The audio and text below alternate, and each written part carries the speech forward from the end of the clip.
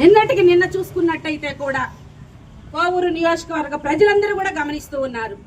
ఆ ఇంటిని పగలగొట్టిన తర్వాత జిల్లా నుంచి పక్క జిల్లాల నుంచి అందరూ వచ్చి అది చూసి నిర్ఘాంతపోతూ ప్రసన్నన్నని పెద్దామని పరామర్శిస్తూ ఉంటే మీరు దాన్ని కూడా హేళనగా ఎగ్జిబిషన్ పెట్టి చూపిస్తున్నాడు, హుండీ పెట్టుకో ఉన్నాడు, షామియానా వేసి కూర్చో ఉన్నాడు, ఇంకా కూడా మీరు రెచ్చగొట్టే మాటలు మాట్లాడుతున్నారే తప్ప కనీసం ఆ కుటుంబానికి జరిగినటువంటి అన్యాయాన్ని మీరు దగ్గరుండి దోషులు ఎవరైతే ఉన్నారో వాళ్ళని మేమందరం కూడా ముక్త కంఠంతో ఖండిస్తూ ఉన్నాం.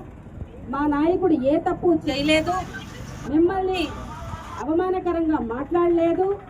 మీరే మా నాయకుడిని రెచ్చగొట్టి కించపరిచి పురుషుడు అన్నటువంటి భావన కూడా లేకుండా మీరు అవమానకరమైనటువంటి మాటలు మాట్లాడారే తప్ప మా నాయకుడు ఏ తప్పు చేయలేదని మేము చెప్తూ ఉన్నాం. ఆయన్ని మీరు కించపరిచినటువంటి మాటల పైన కూడా పోలీసు వారు కేసు నమోదు చేయాలని కోరుతూ ఉన్నాం. ఇలాంటి చర్యలు మంచి పద్ధతి కాదు అని కూడా మేము రాజకీయాల్లోకి వచ్చిన వాళ్ళందరూ కూడా ఇలాగే ప్రవర్తిస్తే ఎలా బిజినెస్ చేసుకునే వాళ్ళు కావచ్చు, ఉద్యోగస్తులు కావచ్చు, మేధావులు కావచ్చు, వీరందరూ కూడా నిర్ఘాంతపోయినటువంటి సంఘటన ఈ రాష్ట్రంలోనే ఈ విషయంగా మేము పరిగణిస్తూ ఉన్నాం. అదేవిధంగా కోవూరుకి చాలా మంచి పేరుండేది. ఆ పేరుని మీరు ఎమ్మెల్యేగా గెలిచినప్పుడు మా ప్రసన్నన్న ఓడిపోయాడనే బాధ మాకు ఉండింది. అయ్యో మా అన్న ఓడిపోయారేనని.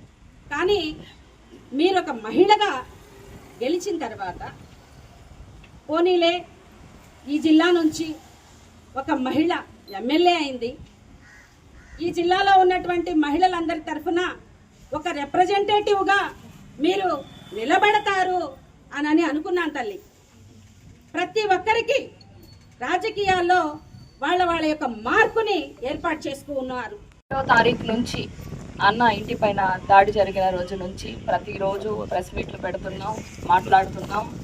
ఎస్పీ ఆఫీస్లో కేసు ఇచ్చాం, కానీ ఏ విధమైనటువంటి చర్యలు తీసుకోలేదు.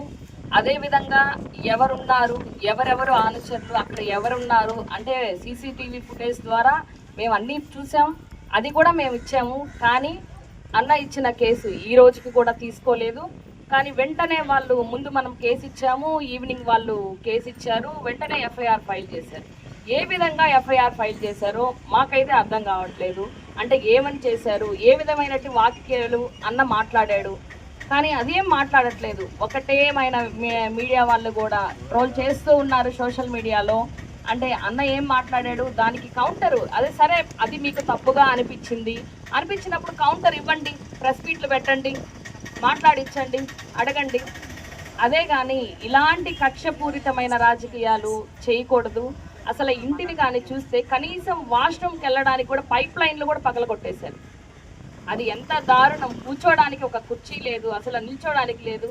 అంటే బట్టలు చింపి తగలబెట్టేసి బయటపడేసి, అంటే అసలు ఏం లేదు, అంత ధ్వంసం. అంటే అంత కక్ష మనసులో ఎందుకు వస్తుంది? ఇలాంటి కక్షపూరితమైన రాజకీయాలు చేయడం మన కోవూరు నియోజకవర్గంలో మాకు తెలిసి ఎప్పుడు మేము చూడలేదు. ఎక్కడో అన్ని దగ్గరలో చేస్తుంటారు, చూస్తూ ఉంటాం, అన్నీ మేము చూస్తాం, పేపర్లో చూసి చూడటమే తప్ప మన నెల్లూరులో మన కోవూరు నియోజకవర్గం మన మాజీ ఎమ్మెల్యే గారి ఇంటిపైన ఇట్లాంటి దాడులు చేయడం అనేది మాకైతే అర్థం కాలేదు. ఇంత దారుణమా? అంటే మనం ఒక రోల్ మోడల్గా ఉండాలి, మనం ఏది చేసినా ఎలా అయినా. ఇలాంటి రోల్ మోడల్గా ఉండడం చాలా దారుణం. మనం చేస్తున్నాం, మన నియోజకవర్గ ప్రజలకి మనం ఏం చేస్తున్నాం? గత 6 సార్లుగా ఎమ్మెల్యేగా ఆయన చేసిన అభివృద్ధి పనులు ఎన్నున్నాయి. మనం వచ్చాము, ఇంకా మనం ఎంత జనాలకి దగ్గర అవ్వాలి, వాళ్ళలో ఎంతగా మన స్థానాన్ని సంపాదించుకోవాలి, ఆ ప్రజలకు సంక్షేమ పథకాలు అందుతున్నాయా లేదా, లేదంటే మహిళల పట్ల ఏ విధంగా మనం ఉంటున్నాం, మనం ఏ విధంగా ఉన్నాం, ఆయన చూసి మనం నేర్చుకునే స్థితిలో మనం ఉన్నాం. ఆయన వయసు ఎంత? తన తల్లిగారు అమ్మ ఇంట్లో ఉండంగానే ఆమెను పక్కకు జరగమని చెప్పి ఆ టీవీ బగల కొట్టారు, ఆ ఏసీలు బగల కొట్టారు. అసలు అంత విధ్వంసకాండ. అంటే ఆమెకి ఏమన్నా తగిలి ఉంటే దానికి బాధ్యులు మీరు వహిస్తారా? ఒక మాట అన్నారు అని అంటున్నారు, ఆ మాటకే మీరు అంత బాధపడితే ఆ తల్లి ఎంత క్షోభ అనుభవించుంటది.